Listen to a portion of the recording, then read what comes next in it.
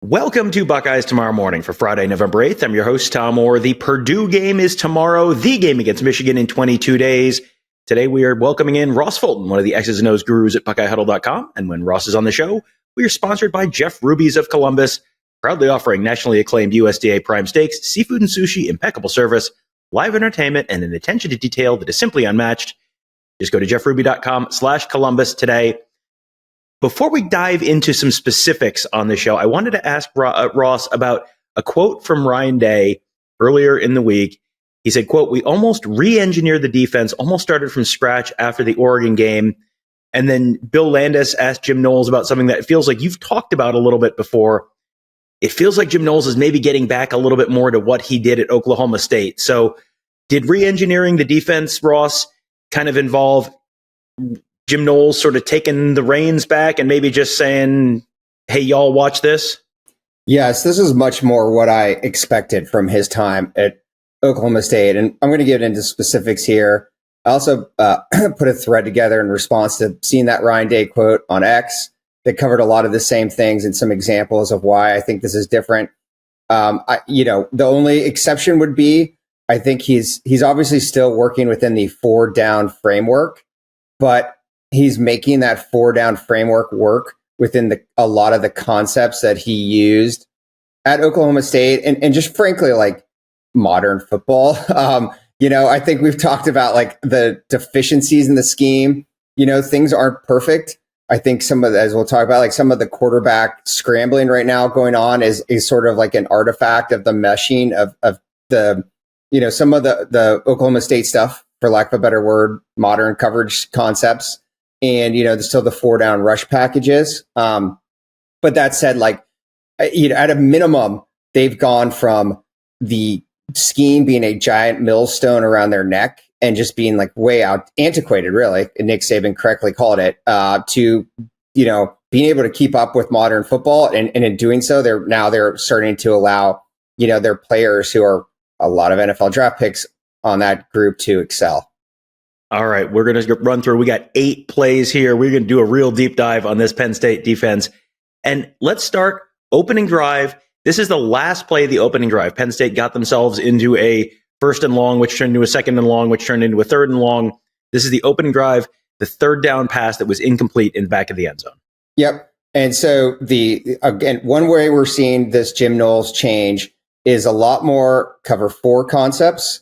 And in doing that, they're matching routes. So let's start with the first, like cover 4. We've talked about, they were running a cover 4 earlier this year, but it was that real soft kind of like 4 across, keeping up everything underneath. And we saw the problems against Marshall in the way they were doing it because they were getting linebackers put into obvious conflict, having to play out wide, which was leaving them down a gap, playing split safety with 4-down single gap scheme. So fast forward to Saturday, we saw multiple cover 4 concepts where they're matching routes. And in doing so, because they're running multiple, they were able to adjust to what the Penn State was doing and showing them. And that allowed them to minimize the conflict on the linebackers. So this first one in the end zone, this is 3rd down. They get to hold Penn State to a field goal on the opening drive. This is in Nick Saban terms, for Coach Saban calling out the antiquated defense. This is stump to the field, to the trips, and cone to the backside.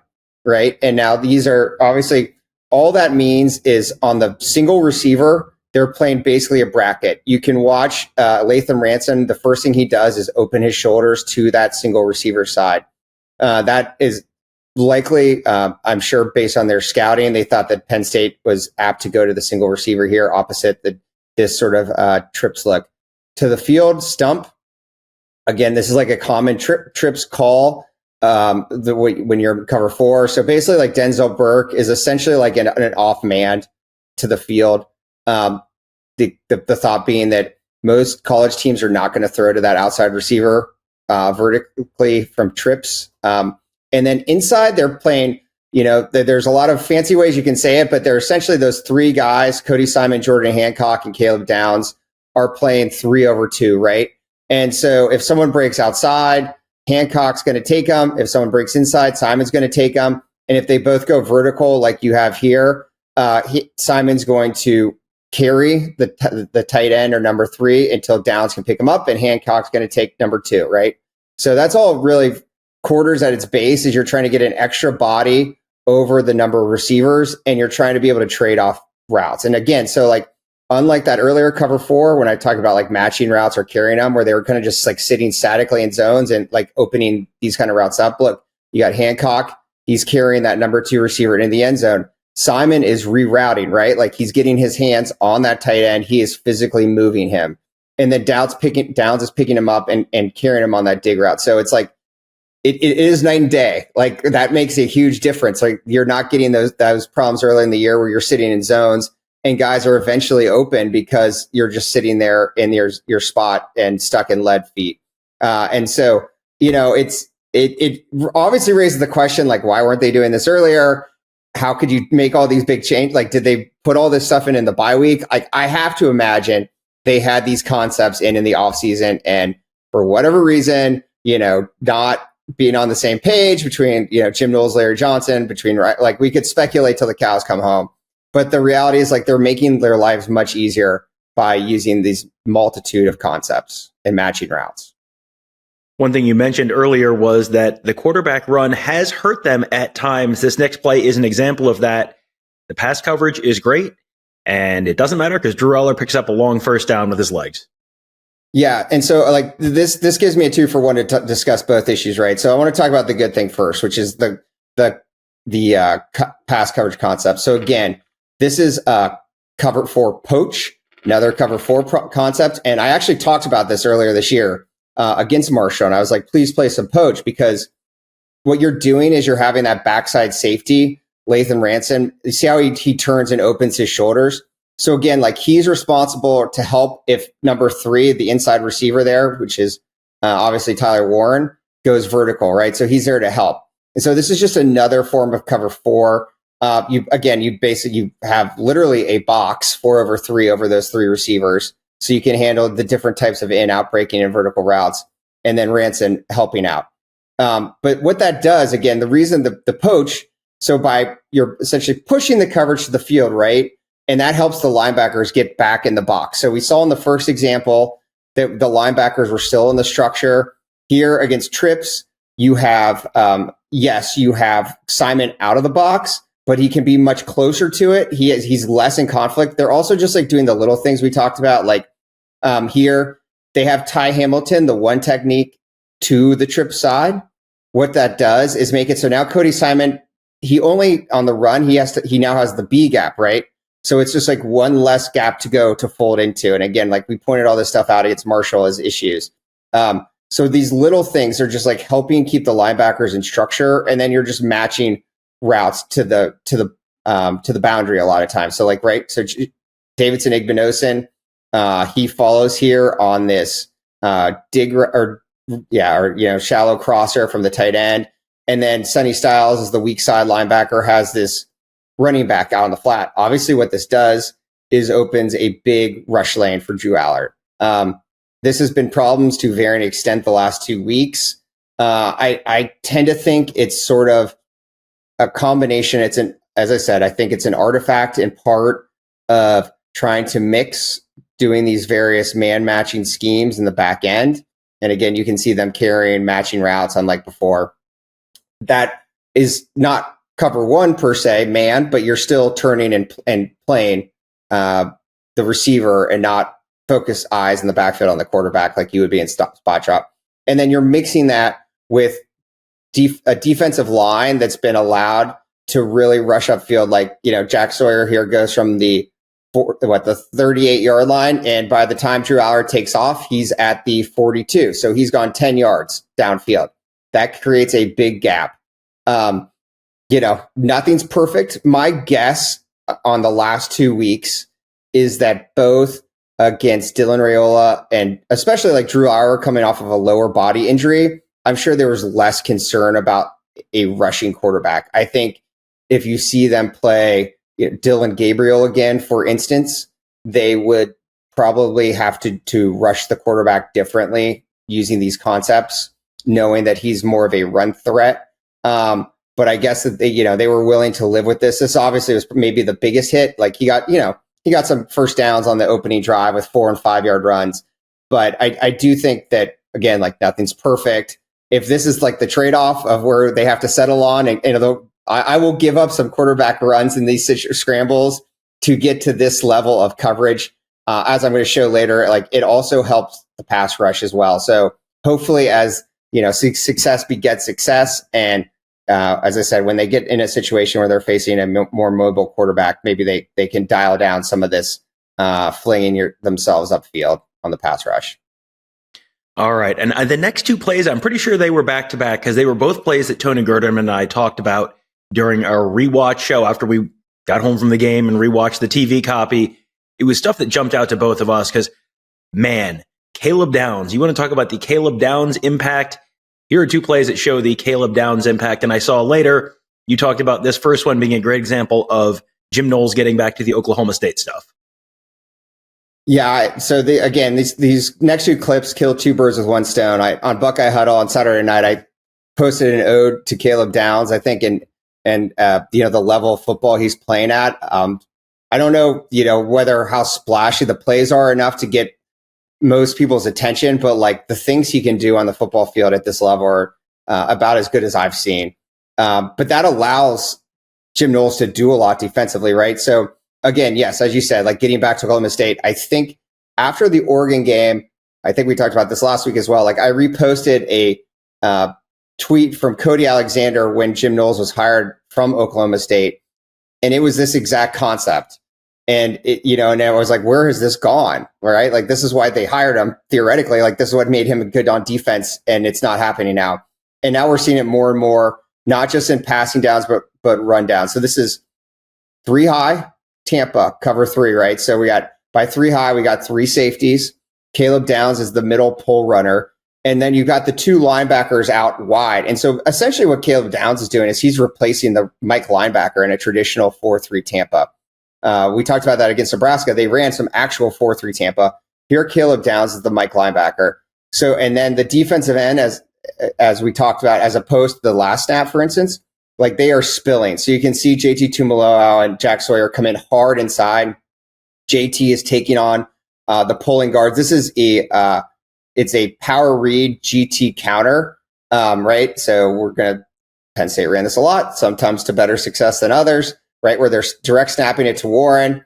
So he's reading this backside defensive end, and Sawyer, he's deciding whether to follow his blockers or hand the ball off outside. Here he hands it because the defensive ends are spilling, right? So they're forcing the football outside. You then see Cody Simon do the same thing. He's forcing them to go north-south. The benefit of this Tampa 2 with Caleb Downs like this is Penn State's not accounting for him in the blocking scheme because he's a safety. And so he's able to fly up untouched. I mean, this is an incredible tackle from behind. And so like his explosiveness like allows you to do this stuff. I can't imagine too many players in college football that can make a tackle like this from behind. But like his ability to function, yes, he's a safety, but can essentially function as a Mike linebacker as well and be all over the field, really gives you the versatility. And, again, like we talked about last week, Ohio State's corners are very physical. Like they're good cover 2 corners. So the more you can do this, set the front, handle these kind of like weird shifts, the quarterback lining up wide, Tyler, your tight end as the quarterback, by just setting this and forgetting about it, like that's continues to be a benefit as well as Jim Knowles gets back to what he was known for at Oklahoma State. Now I'm jumping to the next one since you teed me up on that for back-to-back Caleb Downs. So yeah, this is the 3rd down. So, against Oregon, they spammed cover 1, right? Like there was just so much cover 1. It made it easy for Will Stein and Oregon to pick them, use motion to get them out of position. So still quite a bit of cover 1, not all the time. It's not as predictable, but this is actually like a 2 high dime look. So they're not giving away, right? That they're in cover 1 to begin with. They have but they've also flipped Jordan Hancock and Caleb Downs here, right? So they basically, this is like essentially like probably just a check in this game that we're going to bring Caleb Downs down to play Tyler Warren. And this is just a great individual play. Like it's well executed, being at different levels in cover 1. Like this is the kind of stuff that they've gotten burned on as well. Even against Nebraska, we talked about how they, 2 players ran into each other. This is definitely a pick play. Caleb Downs fights over the top. Again, he's able to make a tackle on an All-American in space to get off the field. So much better execution. We saw it again at the goal line on the 4th down goal line stand. Latham Ransom did this well, getting over the top to cover Tyler Warren. But also, again, just like the amount of things that Caleb Downs allows you to do on defense obviously opens up the ability, some options for Jim Knowles. All right, so the next two are also back-to-back plays, and for weeks and months and maybe years, we've been hearing about the Ohio State defense not being able to get off the field in the second half of these big games, and the Ohio State pass rush not being able to get home. Well, here's back-to-back plays where the Ohio State pass rush got home. First, kind of a delayed blitz look with Cody Simon, and then, again, the very next play, JT Tuimoloau and Kenyatta Jackson getting home as well. Yeah, and so again, this is a concept. Every time I see it from Ohio State, I like to point it out because I want to see them use more of these, 4 and 5 man zone pressures, right? So this is trap 2. We've talked about this before.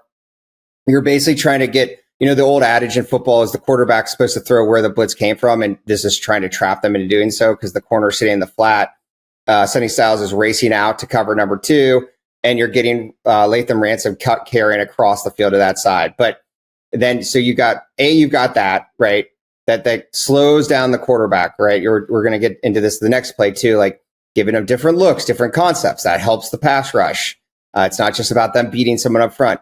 Then again, as we talked about last week as well, they're being more purposeful in their blitzing, particularly in trying to use one guy to basically sacrifice himself to get picked by an offensive lineman to let another guy come free. So as you talked about, it's sort of a delayed blitz here. This allows Jordan Hancock to come in first, and he gets the right guard to commit, to him, which allows Cody Simon to come free. Another one of my favorite Twitter follows, Space Coyote, talked about Ohio State's use of delayed blitzes in this game, potentially like picking on how Penn State likes to use a two-way read by their guards. So you saw this in different contexts, but again, good design. Picking the guy off, and so you're using pressure. You're using pressure in an advantageous way, not just flinging bodies, right? Okay, the next one again, like what helps a pass rush is slowing a quarterback down and confusion. If he knows where to go with the football, no one's ever going to get home. So here they go, 3rd and long, which helps. But again, what does it look like pre-snap? It looks like the 2 high Tampa, right? Like or 3 high Tampa. You got Caleb Downs as the pole runner, 2 deep safeties. But what they do is they actually roll out of this to cover 1 robber. And so Downs picks up the shallow crosser. Jordan Hancock from that deep safety picks up number 2. And you got 1 high weak safety helping to the single side. Again, so like that gives the pass rush time. This is not like someone beats the Penn State offensive lineman off the snap, right? It's that Drew Auer has to hold the football because he likely expected that he was getting some kind of cover 2 look. And instead cover 1. So he's patting the ball. He doesn't know where to go. That forces him to sort of move in the pocket. And so that's again, I go back to like the pass rush. It all has to work together. This is a much better way to create pressure than just playing cover 1 and flinging 4 guys. Like it's the Senior Bowl, Wednesday in shorts and seeing if you can beat someone one-on-one. Like this is how you make things work together. All right. And next up, that final drive from Penn State. You talked earlier about the fact that sometimes they were very effective against, some of the stuff that Penn State was doing in the run game with Tyler Warren in there. This is an example of where they weren't. This is the long run that got Penn State down inside the 5 in that final drive for the Lions. Yep. Sometimes you got to tip your hat to the other team too. I mean, this is a situation where would have really helped Ohio State to get a timeout in here quick. I know Penn State was going quick because this is 3rd down. And so we talked about Ohio State playing cover 1. I mean, they still play quite a bit, particularly on passing downs. And so they're in cover 1 here. Penn State puts 4 guys into the boundary, right? We talked about with Ohio State how they use the 4-by-0 unbalance to run that speed option. This is kind of doing the same thing to Ohio State because you unfortunately have 4 defensive backs over the 4 guys, including Drew Aller, faking like it's going to be a backward pass. And they just run a variation of what I showed earlier with GT counter, and they give the at least sense that an option here is to throw this sort of relief out to the wide receiver on a swing pass. That pulls Cody Simon, who has cover 1 responsibilities, right? It puts him in a conflict. I tend to think that maybe Cody Simon could have probably adjusted, easy to say in hindsight, that it's not realistic once Tyler Warren commits to running here that he's going to then pull up and throw this outside And if he does, he has a, deep safety there. But it's really just Penn State got him out of position. Ohio State had to rotate. They had Denzel Burke then the corner as the deep safety and no force support to the alley. So sometimes you tip your cap to the other team. You'd like to be able to stop this short of being a massive explosive. But obviously they were able to, as we'll discuss, stop them at the goal line and mitigate the damage from a Penn State schematic win. Yeah, so the last play we're going to be talking about, one where Penn State really had to tip their hat to Ohio State. Ohio State needed to get a stop in that goal line, and they got a stop in that goal line. Yeah, it's funny. After the Nebraska game, there was I kind of wanted to show stuff from what Ohio State did there in the goal line and short yardage, because this is interesting, because another change they've made is they're using this odd front in short yardage or run heavy situations with Cade McDonald as a zero technique nose guard, and it's basically like an old school double eagle front where you're getting 5 guys. I think there was a quote in the preseason from Jim Knowles at one point talking about using a 5-man defensive line front, and people were like, well, what would that be for? Well, here's a good example of it. On second down, Penn State tried to run this sort of split zone with that extra offensive lineman blocking back. Cody Simon made a great play stuffing in the hole. Here they try to run wedge, which is everyone blocking, every offensive lineman on both sides taking a step inside, and you're just trying to literally create a wedge and get the offensive, the running back behind it. The problem for Penn State is it's hard to wedge against the zero technique, right? Because you're all trying to step in and create an opening in the middle, but there's no wedge on him, right? It's one-on-one. And he just flat out beats the center here, right? He not only drives him in the backfield to knock 71 off course, but he then is able to make the play with fight it back across with his helmet and make the play in the hole. And, this play is also not going anywhere. So great stand. I'm sure Penn State fans have plenty to discuss in terms of the play calling and in the goal line. I thought Ohio State on fourth down handled that, as I said earlier, with Latham Ranson covering Warren to the flat, which is really where they wanted to go with that football. So from the Ohio State perspective, they're very difficult to run on in short yardage when they know it is coming and they can load up and play on the defensive front. Well, there you go. 2 very upbeat shows from Ross this week. I guess that is what happens when you have a top 5 win on the road and the offense looks pretty good and the defense looks pretty good. A pretty happy week in Columbus, Ohio. Celebratory? Well, a great place to celebrate a good win for Ohio State. Well, that would be Jeff Ruby Steakhouse, the award-winning upscale steakhouse in downtown Columbus, named one of the top 50 steakhouses in America by Food Network. Just go to jeffruby.com/Columbus, check out the menu, and make a reservation today. That'll do it for today. Thank you guys all for joining us. Have a great day. We'll talk to you tomorrow.